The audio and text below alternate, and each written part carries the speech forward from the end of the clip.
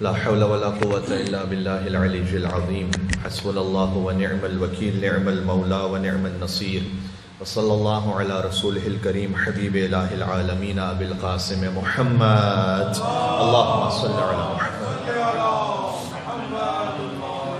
وعلى آله الطيبين الطاهرين المعصومين سيما بقية الله في الأرضين واللعنة الدائمة على أعدائهم أجمعين۔ اللہ سبحانہ و تعالیٰ کا شکر ہے کہ اس نے اس کی بندگی کی توفیق نصیب فرمائی۔ ہمارے سفر زیارت سے پہلے یہ جمعے کا آخری خطبہ جو آپ کی خدمت میں پیش کیا جا رہا ہے، لہٰذا دل میں خیال آیا کہ ہم ہر جمعے کو کوشش کرتے ہیں معارف قرآن پہ کوئی نہ کوئی بات کی جائے۔ آج معارف نہج البلاغہ پہ تھوڑی سی بات کی جائے، امیر المومنین کی عظمتوں پر اور امیر المومنین علیہ السلام کے فضائل کا اعتراف کرتے ہوئے ایک مل کے باواز بلند صلوات بھیجتے ہیں محمد علیہ محمد، اللہم صلی علی محمد و محمد۔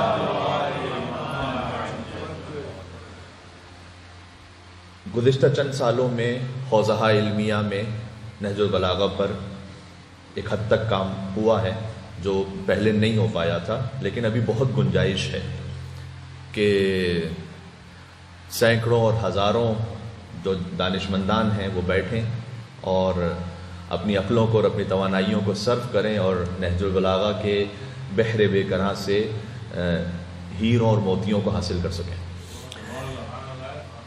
نہج البلاغہ میں اگر آپ علوم قرآن کو دیکھیں یا قرآن کی تفسیر نہج البلاغہ میں کہاں کہاں کی ہے مولا نے، 140 سے زیادہ موقع ہیں جہاں امیر المومنین نے قرآن کی آیات کے ذریعے سے اللہ سبحانہ و تعالیٰ کے کلام کو سمجھایا ہے۔ مثلا ایک پورا ٹاپک ہے ضرب المثل نہج البلاغہ میں، جو مولا نے ہمارے یہاں پر ایڈیمز جس کو کہتے ہیں استعمال ہوتے ہیں۔ ضرب المثل کسی بات کے لیے کچھ ضرب المثل ایسی ہیں جو مولا نے خود استعمال کی، پہلی مرتبہ وہ کلام عرب میں استعمال ہوئی ہیں۔ امیر المومنین کے کلام سے پہلے وہ ضرب المثل استعمال نہیں ہوئی۔ کچھ ضرب المثل ایسی ہیں کہ جو پہلے سے عربوں میں استعمال ہوتی تھی، مولا نے اسے ایک خاص مقصد سے استعمال کیا ہے، وہ 200 سے زیادہ ہیں، 200 سے زیادہ ضرب المثل ہے نہج البلاغہ۔ پھر ایک پورا ٹاپک ہے نہج البلاغہ میں دعائیں، 2 دعائیں ہیں طلب باران کے لیے، جہاں بارش نہ ہو رہی ہو تو کون سی دعا پڑھیں؟ سرکار ختمی مرتبت کے لیے ایک خاص دعا ارشاد فرمائی ہے امیر المومنین نے، نفس رسول نے رسول کے لیے دعا ارشاد فرمائی ہے۔ ایک مل کے صلوات اور بھیجے محمد اور آل محمد پر، اللہم صلی علی محمد و آل محمد۔ اس طریقے سے مجاہدین کے لیے دعا ارشاد فرمائی اور امور کے لیے۔ امور سیاست در نہج البلاغہ یہ خود ایک بڑا اہم اور بڑا لطیف اور بڑا دلچسپ موضوع ہے۔ خود مالک اشتر کو جو لیٹر لکھا امیر المومنین نے، اس میں بہت ساری تفصیلات کو بیان کیا، سیاست الہیہ کیسی ہونی چاہیے، کچھ حیوانات کے بارے میں بیان کیا، کائنات کے بارے میں بیان کیا، یعنی ایک واقعاً ایک سمندر ہے۔ اور نہج البلاغہ امیر المومنین کا پورا کلام نہیں ہے، یہ سید رضی نے جمع کیا جو ان کو محسوس ہوا کہ بلاغت کا راستہ کیا ہے، ورنہ تو امیر المومنین کا ہر کلام ہی فصیح و بلیغ ہے۔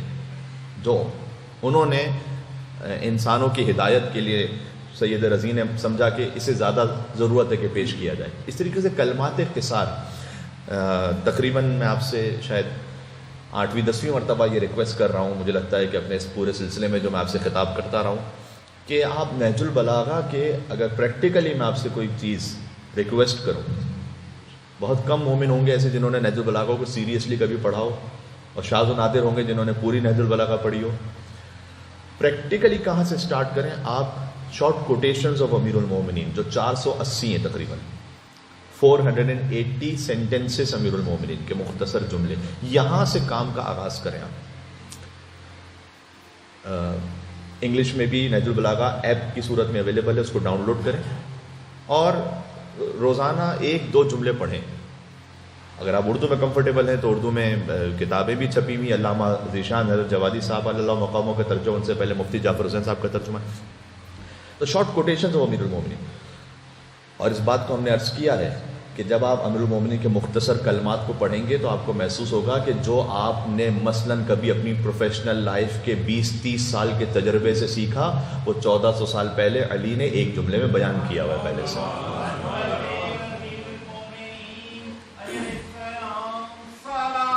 اللہم صلی علی محمد و آل محمد۔ تو میرے ذہن میں بھی ایک بات ہے کہ نہج البلاغہ میں کوئی امیر المومنین نے سبھی کچھ بیان کیا، بظاہر شاید ٹریفک کے رولز بیان نہیں کیے، وہ بیان ہو جاتے تو میں میلبرن کی ٹریفک میں اس طرح سے پھنس کے لیٹ نہ ہوتا۔ بہرحال عرض یہ ہے کہ اس میں کوٹیشن نمبر 47 ہے قدر الرجل علی قدر ہمت۔ ہر انسان کی کوئی نہ کوئی ویلیو ہے، آپ کی ویلیو کتنی ہے اس کو جانچنے کا طریقہ کیا ہے؟ ہر چیز کی ایک ویلیو کا خاص پیرامیٹر ہے کہ اس کو پہچان۔ گولڈ کو آپ جاننا چاہتے ہیں اس کی ارزش کتنی، تو آپ دیکھیں کتنے کیرٹ کا ہے۔ 18 کیرٹ کی الگ ویلیو ہے، 20 کیرٹ کی الگ ویلیو، 22 کیرٹ کی الگ ویلیو ہے۔ لینڈ ہے، لینڈ تو ایک ہی طرح کی 400 اسکوائر میٹر کہیں کی لینڈ ہے، لیکن اس لینڈ کی جو قیمت ہے وہ اس جگہ کے حساب سے کہ جہاں پر وہ ہے۔ سینٹ آلبنز کی الگ قیمت ہے، ٹارنٹ کی الگ قیمت ہے، ایسٹ کی الگ قیمت ہے، ویسٹ کی الگ قیمت ہے۔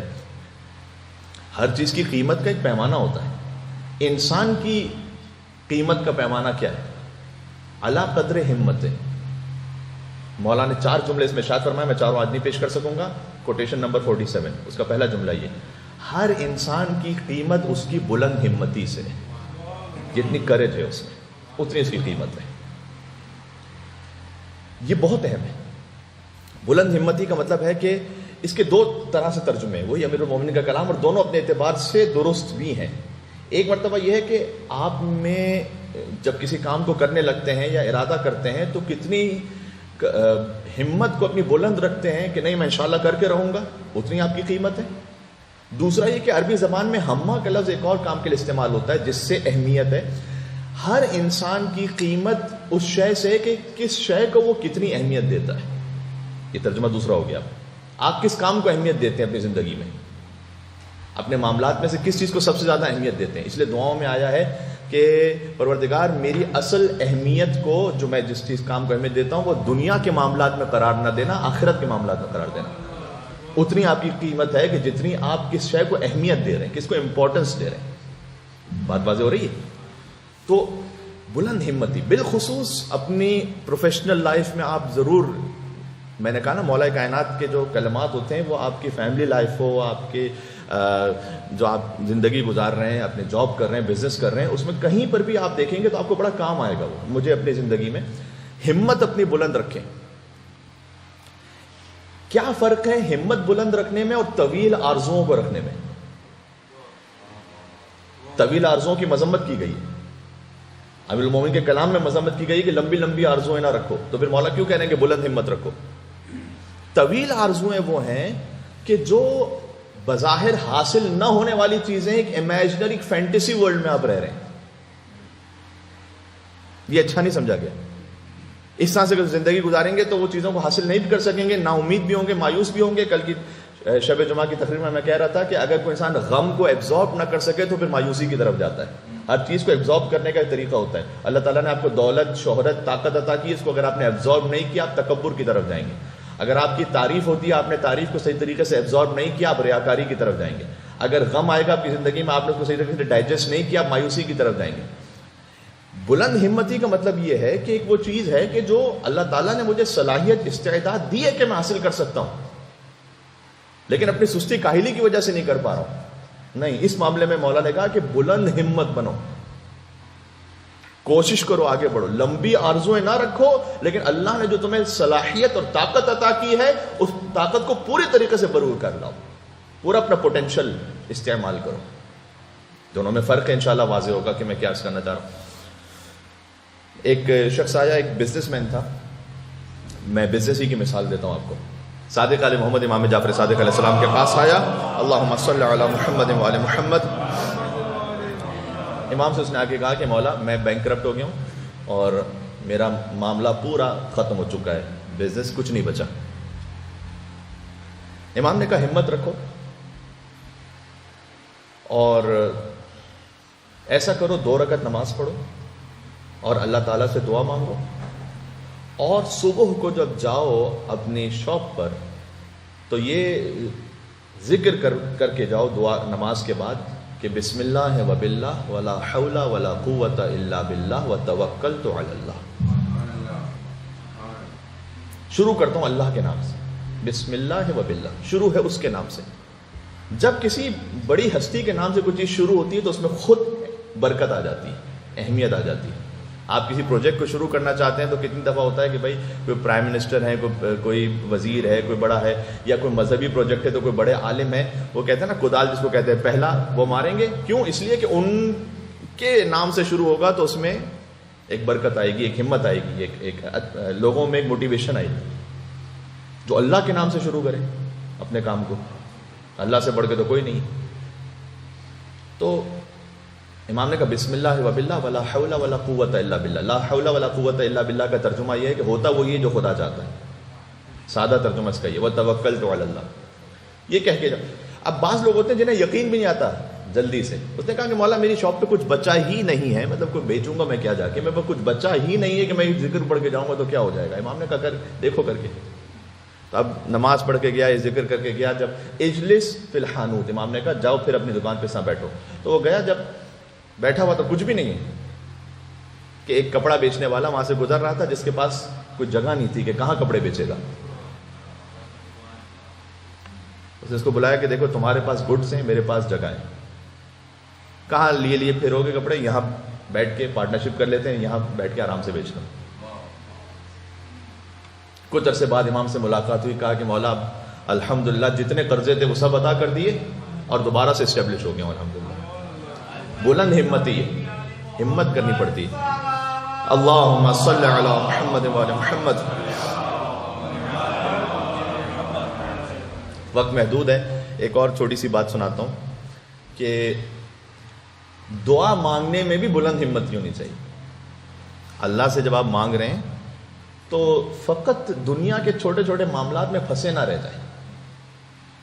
اپنے معاملات کو بزرگ رکھیں اللہ سبحانہ و تعالیٰ کے ساتھ انشاءاللہ. امیر المومنین نے دیکھا مسجد الحرام رات کی تاریکی میں امام حسن امام حسین کے ساتھ ہیں. امیر المومنین تین ائمہ ایک وقت میں مسجد میں موجود ہیں. ایک شخص ہے کہ جو خانہ کعبہ کا پردہ پکڑ کر اللہ سبحانہ و تعالیٰ سے کہہ رہا ہے کہ پروردگار البیت بیتک، یہ گھر تیرا گھر ہے، وانا ضیفک، اور میں تیرا مہمان ہوں. جو امام زمان علیہ السلام کی زیارت جمعہ میں بھی یہی جملے ہیں نا کہ مولا میں آپ کا مہمان ہوں. اور جو مہمان ہوتا ہے اس کا ایک حق ہوتا ہے جو میزبان پورا کرتا ہے. تو اس انداز سے کلام. تو اس نے بھی کہا کہ اے پروردگار یہ گھر تیرا گھر ہے، میں تیرا مہمان ہوں، تو میری پذیرائی کے طور پر تو میرے گناہوں کو معاف فرما دے. امیر المومنین نے امام حسن اور امام حسین علیہ السلام سے کہا کہ اس نے جس انداز سے مانگا ہے نا اللہ نے قبول کر لیا اس وقت. ایک رات گزری، اگلی رات پھر امیر المومنین آئے امام حسن امام علیہ السلام کے ساتھ ہی. دیکھا پھر وہی شخص ہے، پھر کعبے کا پردہ پکڑ کے کہہ رہا ہے پروردگار یہ گھر تیرا گھر ہے، میں تیرا مہمان ہوں، اور میں چاہتا ہوں کہ مہمان نوازی کے طور پر تو مجھے دنیا میں اور اس سے بڑھ کر آخرت میں عزتیں عطا فرما دے. میں ذلیل و رسوا نہ ہوں اپنے گھر والوں کے سامنے، اپنے مومنین کے سامنے، وہاں پر عزت دے مجھے. ایک بڑا ڈفرینٹ سا ٹاپک ہے، اس کو کبھی زندگی رہی توفیق رہی سناؤں گا. 3 چیزیں قرآن میں کم از کم ایسی ہیں جہاں اللہ نے ایک بات کو کہہ کر کہا جمیعاً یہ سب کی سب میرے پاس ہے. جمی یعنی ٹوٹل، عزت، قدرت اور تدبیر. فَإِنَّ الْعِزَّةَ لِلَّهِ جَمِيعًا. اللہ نے کہا عزتیں ساری میرے پاس ہیں، جیسے ملیں گی مجھ سے ملیں گی. قدرت ساری میرے پاس ہے، تدبیر ساری میرے پاس ہے. مولا کائنات نے کہا اس نے جس انداز سے مانگا ہے اللہ تعالیٰ نے اسے عزتیں عطا کی ہیں. ترتیب دیکھیں، پہلے مغفرت مانگی، پھر عزت مانگی. تیسرے دن پھر رات میں امیر المومنین نے دیکھا کہ وہ شخص سے دعا کر رہا ہے اور کہہ رہا ہے پروردگار مغفرت اور عزت کے بعد اب میں تجھ سے یہ مانگ رہا ہوں کہ میں 4000 درہم کا مقروض ہوں. اب اس نے اپنی دنیا کے لیے مانگا تو میرا قرض ادا فرما دے.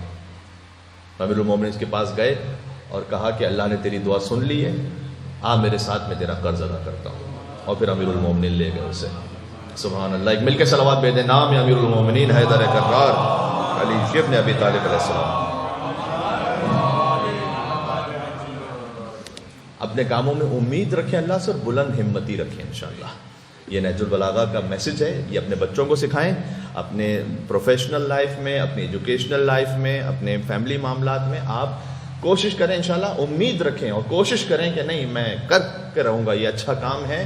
یہ کمیونٹی افیئرس میں مثال کے طور پر ایک آیت اللہ صدوقی ہوتے تھے، جو کہ ایک زمانہ تھا، پتہ نہیں کتنے ڈیکڈز پہلے کی بات ہے، قم کے ایک ایریا میں وہ آئے، وہاں سے انہوں نے کہا کہ مدرسے کے لیے زمین خریدنی ہے.